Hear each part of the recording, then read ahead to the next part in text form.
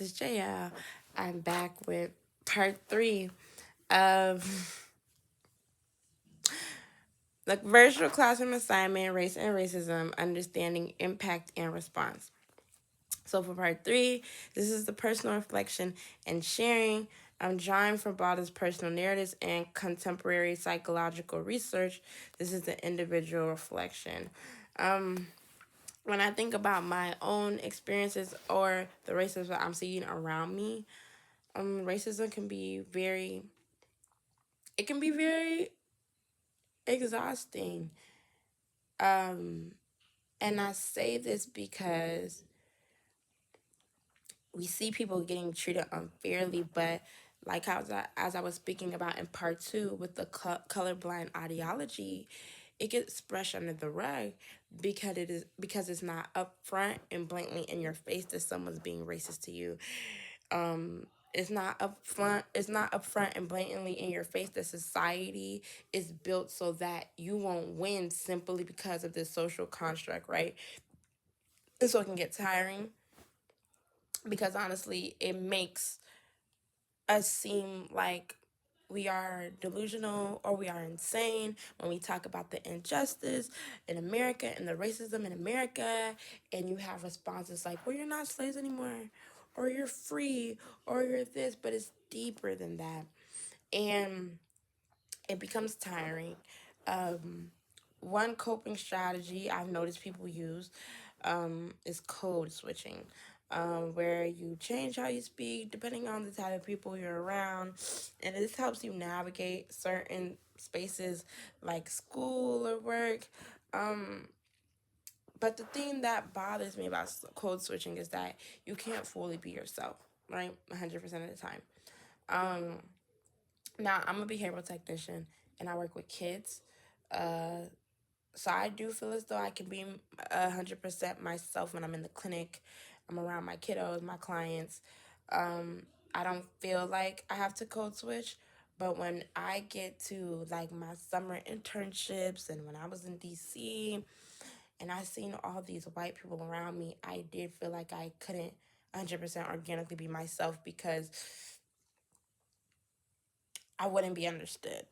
Um, and I wouldn't be, I would kind of be looked down upon. And that's why code switching is very tiring. And although I feel like we all do it to kind of be accepted in a sense, uh, it is a strategy people can use, but it's just also very draining because, like I said, you're not your first self.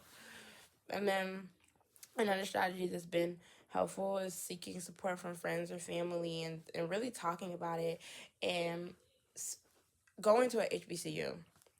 I see so many people that look like me, and we all share these same struggles and issues with racism and how society is built against us. But my A&T offers us so many opportunities to build off of each other and grow, so that we can overcome the social construct.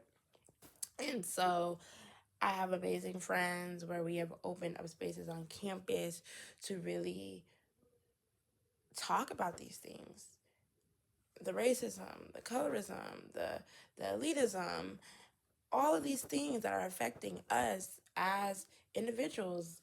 Um, it helps so much.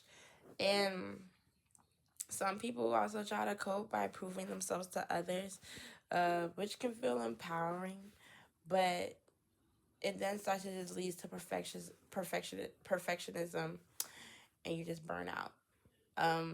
The saying like, "Oh, black excellence." And I had a professor tell me, "I hate that we say black excellence. We should just say excellence." And that kind of sat with me because it's constantly that pressure where it's like, again, there's no such thing as white excellence or Asian excellence. It's just excellence. But with black people, it's black excellence. And although I love the concept behind black excellence and being educated and going to school, it's again this elitism and this perfecting everything and being a perfectionist and within our own race because of the social construct created by white people. um Overall, coping with racism is about finding a balance and using strategies to survive and while also taking care of your mental health and learning in your community for support. That's just the best way I go about it. I know the discussion post is very, very long, but yes, I think the best way to really deal with it is to find people, find your community, and to continue to grow and pour back into your community when you reach these high places, and not to assimilate around the people that are in those high places, but pour it back so that we can bring more people that look like us into these high places and break social constructs. Thank you.